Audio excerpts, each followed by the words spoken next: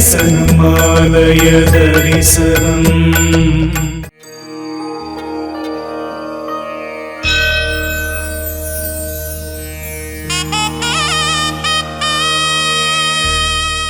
ஆலய தரிசனம். ஸ்ரீ காட்டு வீர ஆஞ்சநேய சுவாமி ஆலயம், தேவசமுத்திரம், கிருஷ்ணகிரி. தமிழ்நாட்டில் தென்பகுதியில் அமைந்த கிருஷ்ணகிரி மாவட்டத்தில் அமைந்திருக்கும் ஒரு சிறு நகரமே தேவசமுத்திரம். இங்கு ஸ்ரீ காட்டு வீர ஆஞ்சநேய சுவாமி கோவில் கொண்டு எழுந்து பக்தர்களுக்கு அருள் பாலிக்கிறார்.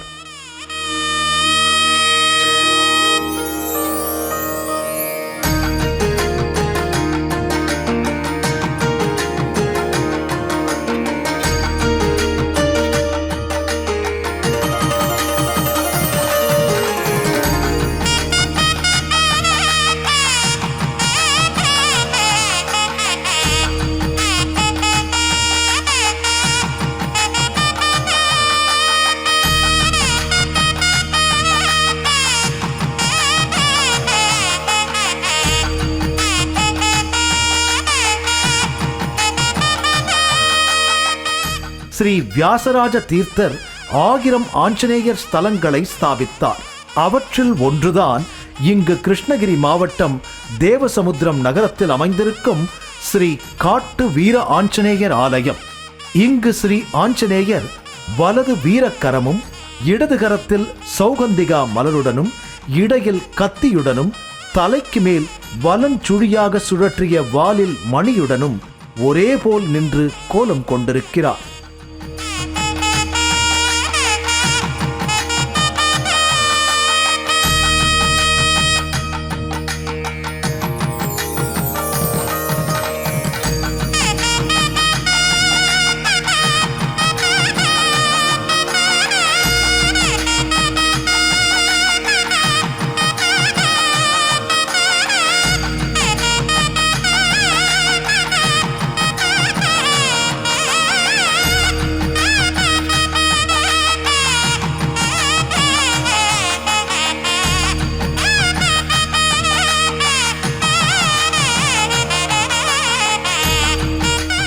ஸ்ரீ மகாலட்சுமியின் அருள் பெற்ற விஜயநகர இந்து சாம்ராஜ்யத்தை உருவாக்கிய மகான் ஸ்ரீ வியாசராஜ தீர்த்தர்.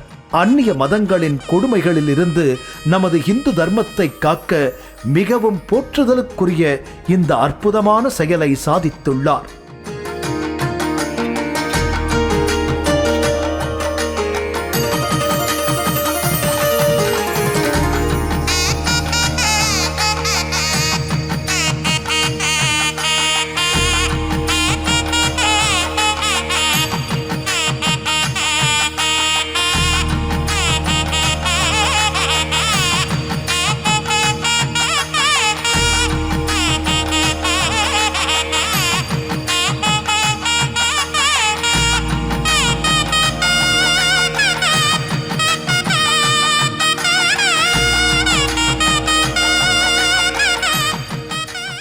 கிருஷ்ணதேவராயர் ஆட்சியில்தான் ஹனுமான் பக்தி இயக்கம் பெரிய அளவில் இருந்தது. அவருடைய ஆட்சியில்தான் மலைகள் மீது இருந்த பாறைகளிலும் வேறு பெரிய பாறைகளிலும் கடவுளின் சிற்பங்கள் செதுக்கப்பட்டனவா. முக்கியமாக ஹனுமனின் சிற்பங்கள் பெரிய அளவில் செதுக்கப்பட்டு உள்ளன. அப்படிப்பட்ட நேரத்தில் உருவானதே தேவசமுத்திரத்தில் உள்ள ஸ்ரீ காட்டு வீர ஆஞ்சநேயர் ஆலயம்.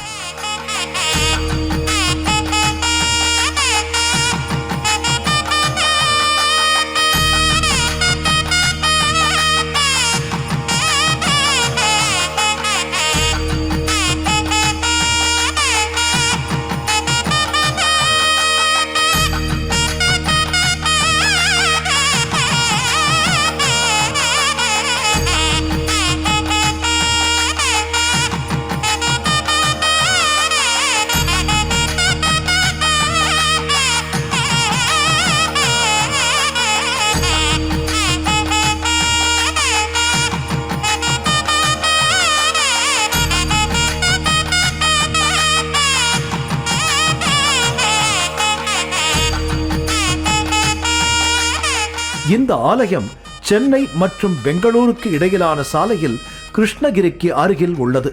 முன்னர் தேவ சமுத்திரத்தில் இந்த ஆலயம் இல்லை. அந்த இடத்தில் பெரிய விளை நிலமே இருந்தது. அருகில் சிறிய மலை. அந்த விளை நிலங்கள் திரு வெங்கட்ராம செட்டியார் என்பவருக்கு சொந்தமாக இருந்தது. அந்த நிலத்தில் இருந்த ஒரு பாறை மீது ஹனுமனின் சிற்பம் செதுக்கப்பட்டு இருந்தது. அந்த வழியே சென்று கொண்டு இருந்தவர்கள் அங்கு சற்று நின்று அந்த சிலையை வணங்கி சென்றார்கள். அதன் எதிர்புறத்தில் இருந்த சிறிய மலைக்குன்றின் மீது வளர்ந்து கொண்டே இருந்த நந்தியின் சிலையும் நாகங்களின் சிலைகளும் செதுக்கப்பட்ட பாறைகளும் இருந்தன.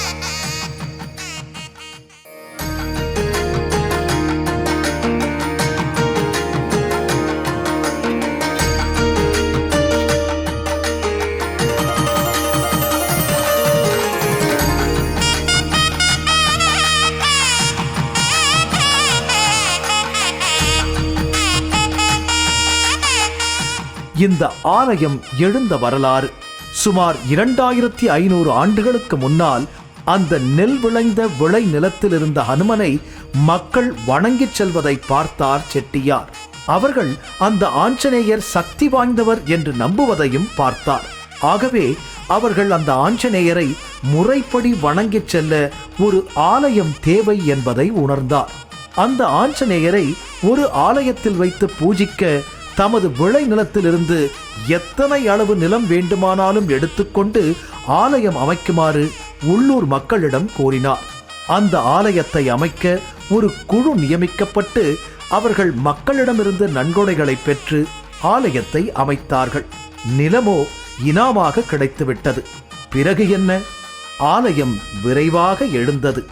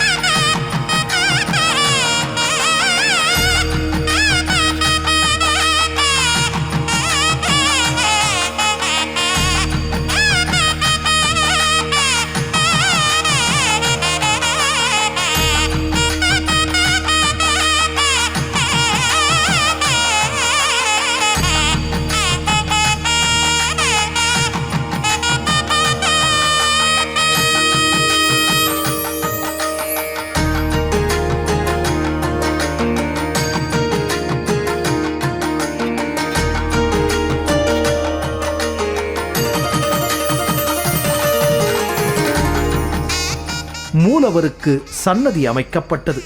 ஆலயத்தை சுற்றி மதில் சுவரும் எழுப்பப்பட்டது. ஆஞ்சநேயர் சன்னதிக்கு அடுத்து ஸ்ரீ மகாலட்சுமி தாயாருக்கும் சன்னதி அமைந்தது. அவை இரண்டுமே ஆலயத்தில் கட்டப்பட்ட பெரிய மண்டபத்தில் அமைக்கப்பட்டது. ஆஞ்சநேயர் பெரிய பாறையில் ஒரு மரத்தின் கீழ் வலது பக்கம் திரும்பி நின்றபடி மேல் நோக்கி பார்த்தபடி அற்புதமான காட்சியில் தரிசனம் தருகிறார். அதை காணவே கண்கள் கோடி வேண்டும். அவர் மேற்புறம் பார்த்தபடி நின்றுள்ள பகுதியில் பொன்மலை எனப்படும் சிறிய மலைக்குன்றின் மீது பெருமாள் கோவிலும் உள்ளது. ஆகவே ஹனுமான் அந்த பெருமாளை துதித்தபடி நின்று கொண்டுள்ளதாக நம்புகிறார்கள்.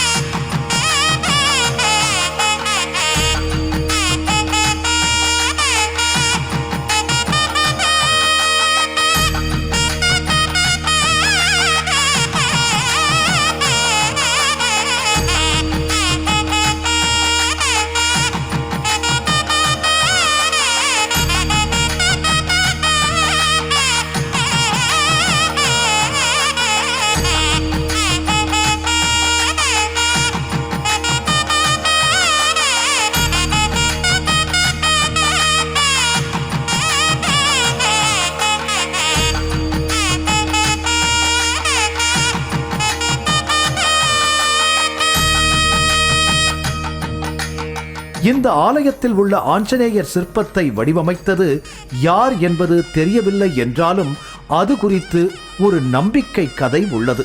கிருஷ்ணதேவராயர் காலத்தில் கன்னடம் பேசும் மாத்வ பிராமணர் ஒருவர் இருந்தார். அவர் பல இடங்களுக்கும் சென்று எங்கெல்லாம் பாறைகள் இருந்ததோ அங்கெல்லாம் தம்மால் முடிந்த அளவு ஆஞ்சநேயர் சிலைகளை வடிவமைக்க வைத்து வந்தாராம். அப்போது ஸ்ரீ வைஷ்ணவர்கள் வைஷ்ணவ இயக்கத்தை பரப்ப இந்த முறையை கையாண்டு வந்தார்கள். அப்படி அவர் செய்து வந்த தொண்டில் உருவானதுதான் இந்த ஆஞ்சநேயர் சிலையும் என்றே நம்புகிறார்கள். அதற்கு காரணம் அவர் உருவாக்கிய ஹனுமன் சிலைகள் அனைத்திலும் ஹனுமன் வலது பக்கம் திரும்பி நின்றபடியும் முகம் மேல் நோக்கி பார்த்தபடியும் இருக்கும். அவருடைய வால் மேலே தூக்கி நின்றபடி இருக்க வாலில் ஒரு சிறிய மணியும் கட்டப்பட்டு இருக்கும். அதுவே அவர் வடிவமைத்த ஆஞ்சநேயர் சிலைகளின் தனிச்சிறப்பு. அநேகமாக பெங்களூரில் உள்ள பல ஆலயங்களிலும் முக்கியமாக தூண்களில் காணப்படும் ஆஞ்சநேயர் சிலைகளில் அந்த காட்சியை காணலாம். அவரை கல் ஆஞ்சநேயர் என்று அழைத்து சில ஆலயங்கள் அமைக்கப்பட்டு உள்ளன.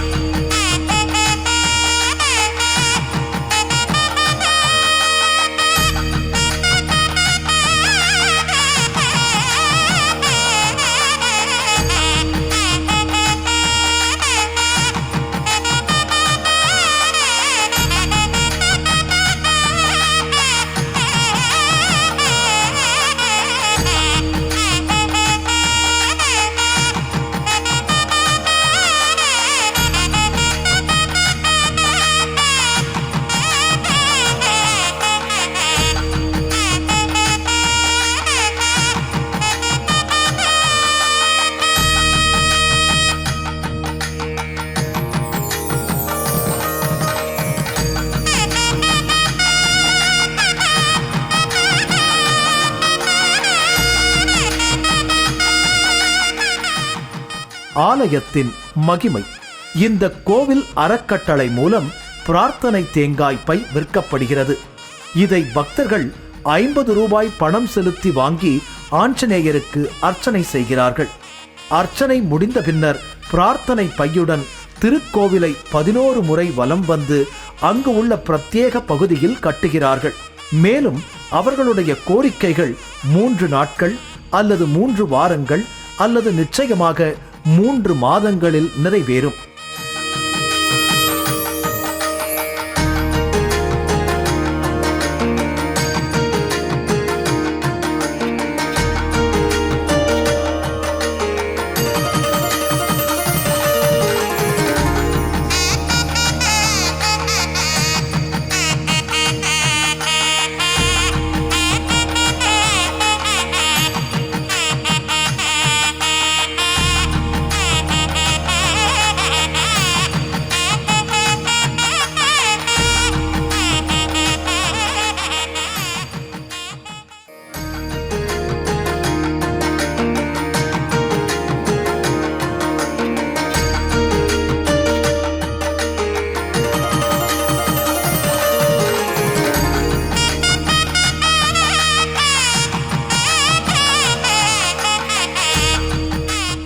அதற்கேற்ப அந்த ஆலயத்தில் மண்டபத்தில் தேங்காய் காணிக்கை செலுத்தும் வசதி வைக்கப்பட்டு உள்ளது.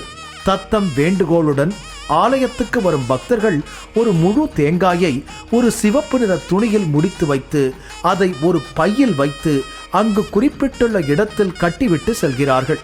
தமக்கு இன்ன காரியம் நடைபெற வேண்டும் என வேண்டிக் கொண்டு தேங்காயை கட்டுகிறார்கள். பிறகு அவர்களுடைய பிரார்த்தனை நிறைவேறியதும் இங்கு வந்து அந்த தேங்காயை எடுத்து ஹனுமனுக்கு அர்ச்சனை செய்துவிட்டு அந்த தேங்காயை பிரசாதமாக பெற்றுக்கொண்டு செல்கிறார்கள்.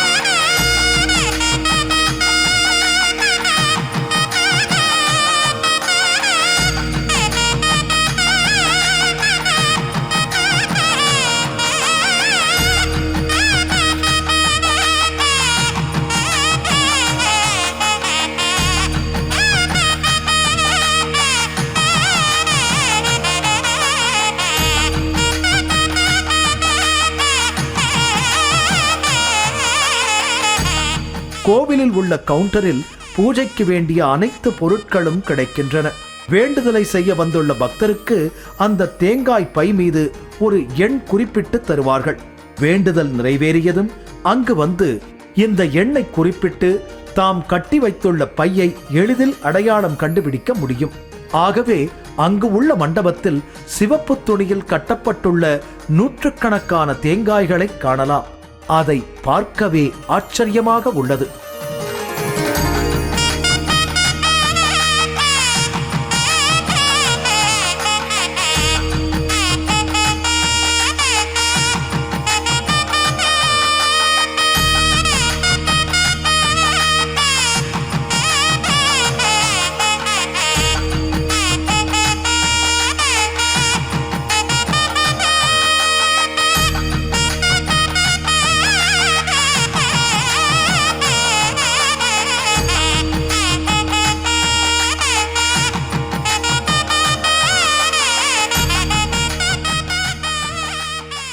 இந்த ஆலயத்தில் பௌர்ணமி மற்றும் அமாவாசை தினங்களில் விசேஷ பூஜைகள் நடைபெறுவதினால் அந்த நாட்களில் அங்கு கட்டுக்கடங்காத கூட்டம் உள்ளது. அதற்கு இன்னொரு காரணம், அந்த தினங்களில் அங்கு வந்து வேண்டிக் கொண்டு தேங்காயை கட்டுவதினால் வேண்டிய காரியம் நிச்சயமாக நடைபெறுகின்றது என்ற நம்பிக்கை பக்தர்களிடையே நிலவுகிறது.